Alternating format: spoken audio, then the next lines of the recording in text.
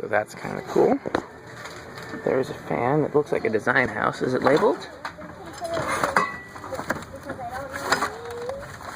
No? But $5 is a good deal. There's a Hunter. Low profile. And then there's a bunch of these Canarms in here. I counted 6 over in this section of the store, but there's probably more elsewhere in the store. I don't want to get in people's way, so let me see if I can.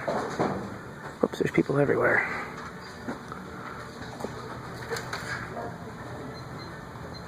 Oh, there's more over there. Oh, those are Emerson's.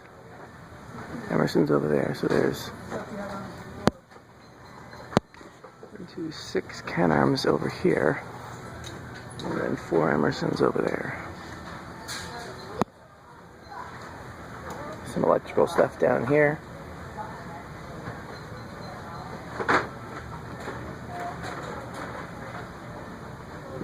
I don't think I'm going to get anything. Whatever that is cool, though. I'm going to look for men's clothes, so thanks for watching.